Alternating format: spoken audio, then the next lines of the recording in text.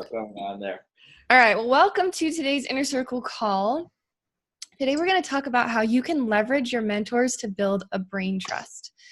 And when I say brain trust, what that means is a group of mentors and advisors who are willing to coach you at some regular interval because they like you and they're willing to help you. So I want to pose a question to you guys. Where in your business or your professional development are you trying to figure out how to do something when you should be looking for who has done it that could help you? It's a big question. I'm going to say it one more time. Where in your business or professional development are you trying to figure out how to do something when you should be looking for who has done it that could help you? So since there's only 3 of us on the call, let's open it up. Well, for me, if one of the things that I realized is that in looking at other people who have had successful businesses in coaching and facilitation, and even Brendan himself, when you think about it, and they've all said one thing that has pissed me off continually, and I shouldn't admit to it on this call because it's the basis of the one thing. But it's the idea of focusing on one thing at a time and getting really good, like niching down and getting really good at that niche before you move on to build the other things. Because I look at Brendan as an example of somebody who's now, a marketing guy and a speaker trainer and a high performance trainer and has a bunch of online courses and stuff. And then authors, he's got all these things going on. And so I get interested bright shiny object syndrome on those things.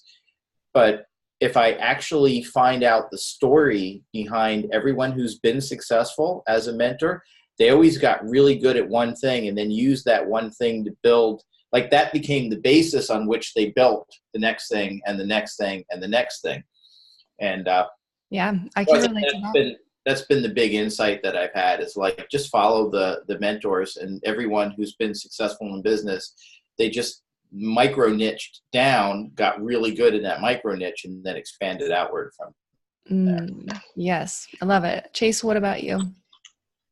I guess mine would be the nonprofit stuff that I'm working on and trying to connect with people who are doing what I'm doing. But the hard part is there really isn't anyone, because I'm trying to combine both like the sports aspect of nonprofit with like an educational side to where you don't get access to the sports without the educational being fulfilled. And so I'm almost I haven't reached out to anyone that's done the educational stuff yet, but I kind of need to reach more out to them and pick their brains and figure out how I can make that fit in with the soccer program. Okay, I like what you're saying. And I think today's training, I hope, will be really, really timely for you and what you're working through. Because this idea that I had for this training originated from, I'm going through a program that Russell Brunson is doing. And Russell Brunson is the founder of ClickFunnels. It just became a $100 million company. And he talks about this idea of funnel hacking, which is really just modeling what's already working for people and giving it your own flavor. And I think it's so applicable in so many areas of our life. And in one of the coaching calls, Russell talks about how there's a guy named Dan Sullivan who owns Strategic Coach. And Dan is the type of guy who coaches the people who are really high-level experts and mentors that I look up to. So he's a really smart guy. And he has this concept called the who, not the how. And it's this idea that when we, as entrepreneurs, start out and we are building this business or developing professionally, we go out and there's a skill that we don't know how to do. For example, maybe the coach, like let's take Rob as an example. Rob is a coach, and at your core, your skill set is coaching and facilitation. Now, if you go out and you need some copywriting and you go try to take a course on copywriting and you're trying to figure out, okay, how do I do this? You're going to get sidetracked into this bog of how to do something. when really what you should be doing is leveraging your relationships and finding the person who is able to do the copywriting. That's their prolific, output, and building a relationship, and whether that's paid or trade or a mentor or what, using the relationship to move you through that piece of your business. And so today we're talking about how you can leverage mentors to get more mentors and build a brain trust of people who can complement all of those skills that you're trying to learn. And Chase, for you, maybe there's not someone who's done the exact thing that you're looking to do, but there are people who have been in education, and there are people who have been successful in nonprofits and starting podcasts. And so you being able to find, well, first of all, articulating what it is that the skill set you're looking for in a mentor, and then, beginning to leverage that and build a community of people who are supporting you. And maybe between that whole community, you have that specific need filled when the aspects from each person kind of thing. Yeah. So and on a small scale, actually, that's what because my friend and I have this idea, and he played soccer his whole life. He does all the coaching and everything, and I'm more of the educational side of it. So we kind of do that already on a small scale. It's just applying it to larger and larger scale. Yeah. And I think that one of the other things that's really interesting that I've been learning that is applicable is Russell teaches. Have you heard of the book Red Ocean, Blue Ocean Strategy? I haven't read it. But okay, so this idea that red oceans are bloody waters where there's lots of competition, there's tons of people selling in that market, and we're taught that we should go create a blue ocean. But what Russell teaches is that you actually move through those red waters, and you have to come out the other side. So find someone who is in a red ocean, who is already doing what you want to do successfully, but then make it your own, right? Mm-hmm. And you definitely have your own flavor to this, but you may need to back up and go back into some of those red ocean waters to see, okay, well, who is being successful in this space, and what can I learn from them? Exactly, yeah. So yeah, I want you guys to think about, where are you hitting a ceiling where you're not able to do more? You're hitting that ceiling of achievement, and you're trying to force your way through it. And you should be using models of other people's success to get through that. And right now you're just using brute force, to try and stick through that and punch through those walls. That's tiring. It's very, very tiring when you do that. So developing a brain trust can help you. And so we're going to talk about the steps that it takes to form a brain trust. So the first thing that you need to do is identify who are your primary mentors. And primary mentors are the type of people who are more than willing to take your call. They know you. You have trust established with them.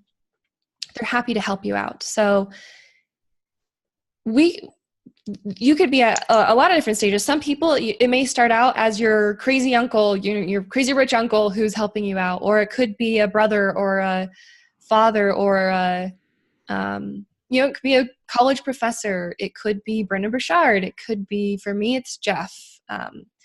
Jeff Woods is one of my mentors. Drew Little, who is the first episode I did on my season, and who I met at the mastermind, the Mentee Mastermind.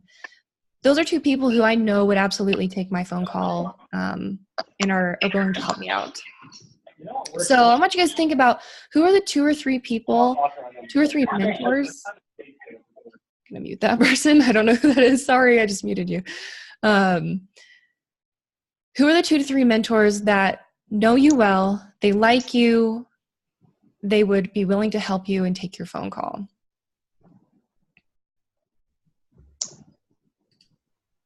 Okay, I just unmuted you. Who just joined? Who is 614? It's Carlino. I'm on my lunch at work. What's up, dude? Glad to have you. Yep, so I'll just be listening. Awesome. Okay, I'm gonna mute you then. Sorry. We don't need lunch sounds or background. Yeah. All right, so think about who those 2 or 3 mentors might be. And it's important to identify these people, because they're going to be the people you're going to reach out to. And basically what you're doing is you're asking for a mentorship referral. So once you have those 2 or 3 people identified, the next thing you need to do is identify the skill set that you do have, identify the skill set that you're missing and that you and your business need in order to be successful. I never realized how critical and important it was that we understand what are those skill sets until I had the conversation I had with Cameron Harold. I don't know if you remember his episode, but he talked about how he wrote out a list of 10 personal skills and 10 business skills he was looking to develop. And it was because of that list and his clarity on what he needed the most help with was the reason why the high-level mentor he got into a relationship with was actually willing to mentor him. Because most people go and say, hey, can I pick your brain? Hey, can I take you to lunch? And when you can say, I chose you because I'm looking to develop these skills. Here's where I'm falling short. This is the kind of business I want to build. I need your help and I am willing to do whatever you tell me. I'm willing to meet you. If you go running, I'm willing to meet you on a run. I'm willing to take you lunch. I'll do an early morning meeting. But you need to show that you have that drive and tenacity and excitement to go out and actually make something happen. So step number 1, identify your primary mentors. Step number 2, identify the skills that your business needs and that you do and don't have. Step number 3 is to take your primary mentor out to lunch or get on the phone with them. And the phrase that you could use is, do you know anyone at all that has had experience with X that you could refer me to and let me use your name? And when they get, I would assume they would give you happily a list of a handful of people that they would know that you could go to and say, hey, look, so-and-so referred me to you. This is what I'm trying to do. Here's why I'm interested in talking to you. Can I bring you lunch? Can we go grab coffee? Could I go on a run with you or a bike ride?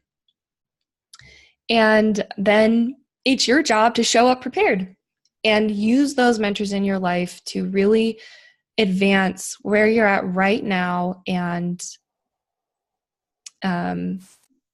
begin to build that brain trust of people who you can regularly rely on, who are strategically placed inside you could call it a board of advisors or your brain trust to help you grow your business right now in the next 90 days.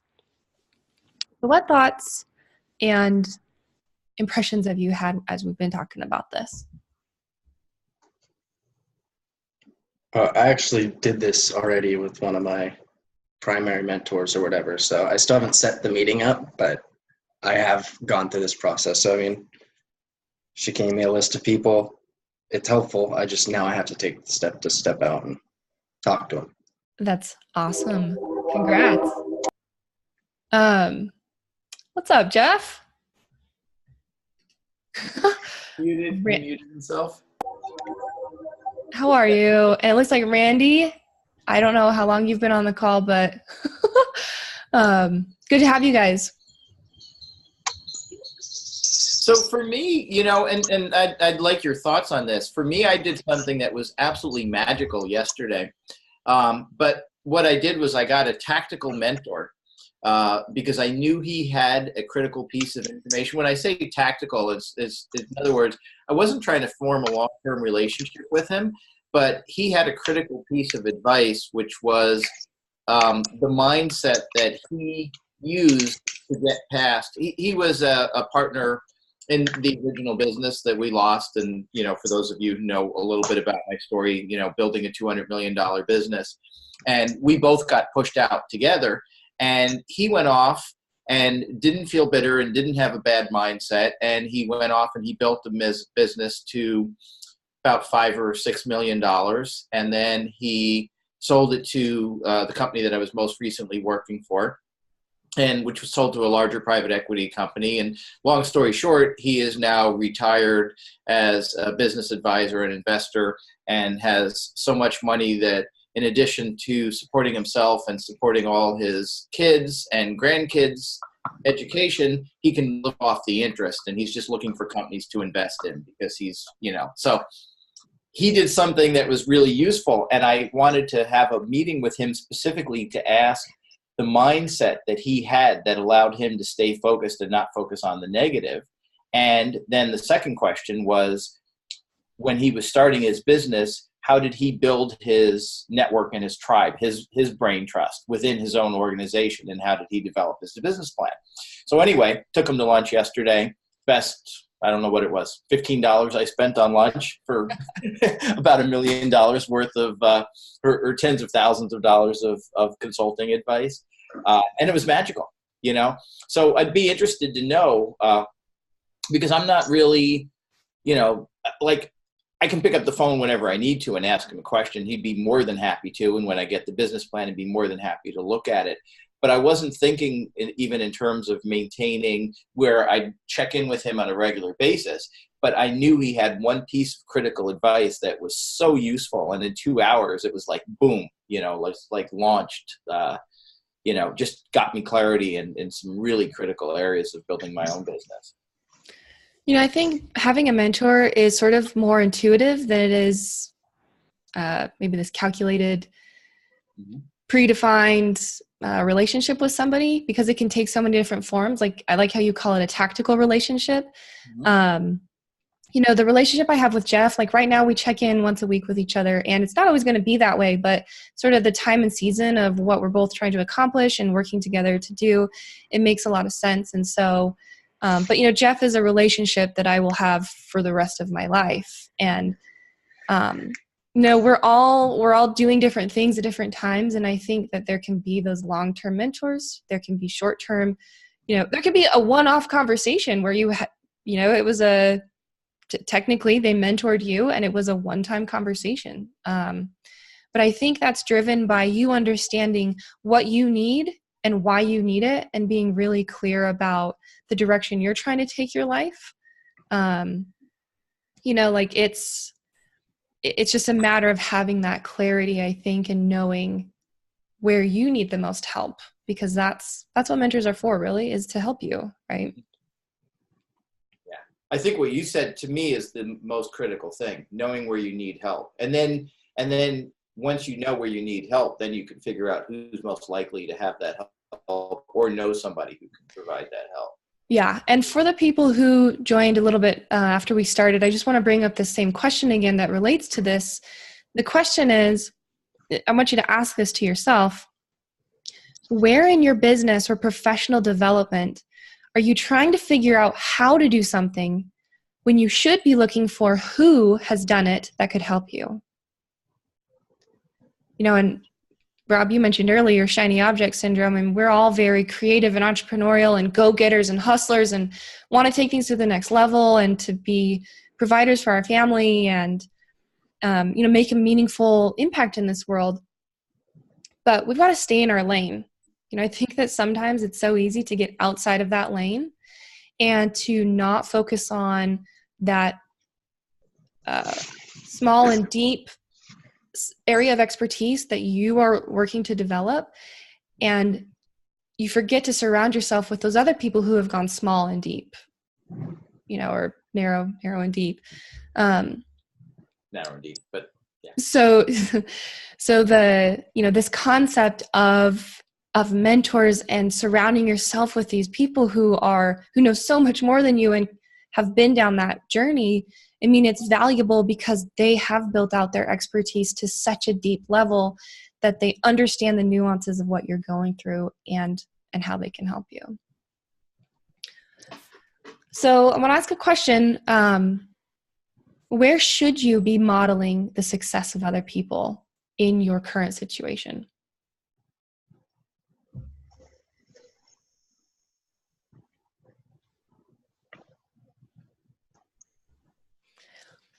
And I have to jump in if nobody else wants to. So for me, it's modeling for the specific things that people have done, because I'm creating, it's very similar to what Chase was sharing, is I'm creating a hybrid, something that's probably never been done before. So what what I'm doing is I'm picking the elements of success where people have been successful at a piece of what it is that I'm doing, and then learn from them to get successful at that piece, and then combine it with successes in the other areas. So to give you a specific example, I can work with John Berghoff to be successful at facilitation in large groups, but because I'm doing it online in smaller groups, then I'm also going to combine elements of people who have been really good running online masterminds, and also get really good at people who have been really strong at engaging Facebook communities and building communities of people together. And I'm combining all three of those things to come up with a hybrid business model, but I'm modeling the success of each of the three people that have done different things. So can I challenge you? Yeah.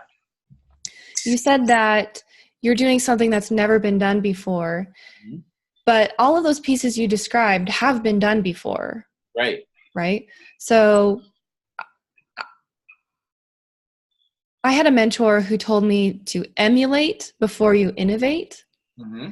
And I think this goes back to what you're saying earlier, where it's important for you to master the skill set of, say, facilitation, right? And then you can apply that in maybe innovative ways. But I would challenge that there are people who have done what you're looking to do. It may not be in the exact kind of ingredients, order that you're putting it together as, but I do think that you could find people who you could emulate. Yeah, exactly. And then they think we're kind of saying the same thing almost. Yeah. Is that I'm creating a new model, but there's people that I can emulate that have been successful doing most of what I'm looking to do. Mm-hmm. And I could start there, and then I may have to add some other elements to it. Yeah, but I do like them. I do like what you shared, which is emulate before you innovate. So in other words, get the base down and then start modifying the base. Yeah. Jeff, tell us what you think. You're sitting outside, lucky devil. Yeah, I guess I missed a little bit of the beginning of the call here, but that's good advice on the emulate versus innovate. What I'm struggling with right now is I've got people that I can model my business after, but in my own office, what I'm looking at is we've got, basically my boss who runs the company, who is also a broker, sells properties like I do. He also runs the office. His business is kind of, call it 5X to what I'm doing. So he's doing a really large scale of business. And so where I can model myself to get up, I'll say that I'm kind of a remedial student. I'm not as quick of a learn, and I've gone through a longer path than where he is on. So I guess when I look at his path and I've studied it, it's like, okay, he started at a certain level. His first hire was an executive assistant. Then he hired, somebody to do packaging, and then somebody for due diligence. It was kind of a logical stair-stepping method where I don't know that my growth is going to get me there as fast. So I almost feel like I need different pieces, maybe somebody else to model that, didn't go straight from, zero to $1 million business plan, but from zero to half that maybe. And so I'm think this has been on my mind a lot. So I'm trying to, my office doesn't offer a lot we've got 8 people in our office as far as agents doing what I do. And I sell shopping centers. So I'm just trying to, everything you're saying is all making sense. I just have struggled to find the right people. It's probably that they're out there and I just haven't met them yet. That's really interesting that you bring that up. There's a guy that I didn't meet him, but I'm looking through my phone real quick to see if I can find, I text Jeff, I was like, do you know this guy? And he's like, yeah. And I was like, of course you know him. But there was someone I was speaking with who mentioned, gosh darn it. Sorry. Oh, his name is Alex Sharfin. Have you heard of Alex Sharfin? Alec or Alex? Alex. No. Okay.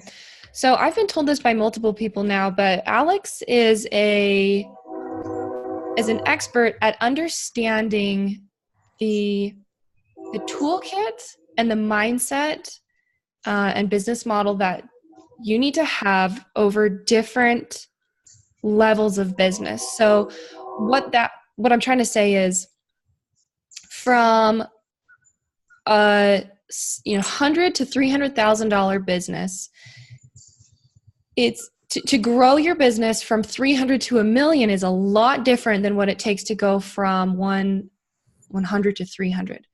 And there's this same sort of friction that happens when you're growing your business from $1 million to 3 million. And then from 3 million to 10 million, it's sort of this, it's easier to scale that business. And so he has a solid understanding of what it takes to scale a business in those different stages. And I guess this guy has a podcast and is just has great quality content. So I don't know if it might be worth looking up. Alex Charfen, Charfen.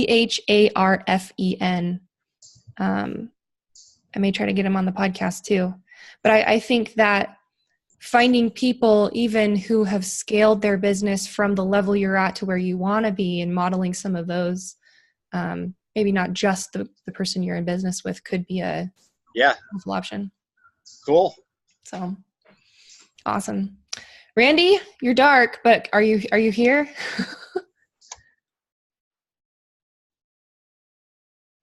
Maybe not. Cool. Well, we're going to keep this training brief today, unless you guys have any other questions or, have any sticking points that you're in that you want to talk about. We'll give you your time back and you can go and implement, get things done. I have some broad questions, which are probably more appropriate for another call. So I'll give you plant the seed for another call, which is not just the value of mentors, but the value of peer mentors, collaborators, partners.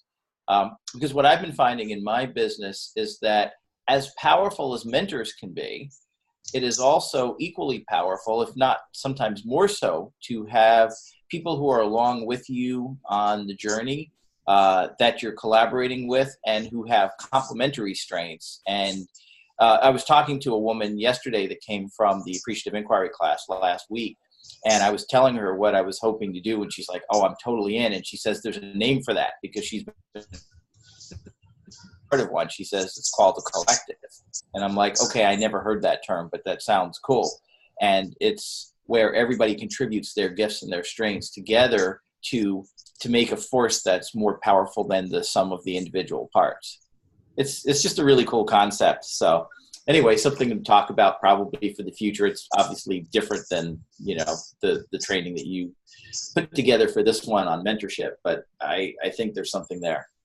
Yeah, there's a woman named Judy Robinette who I met in college, and she wrote a book called right over here. It's the 5-50-100 rule, how to be a power connector.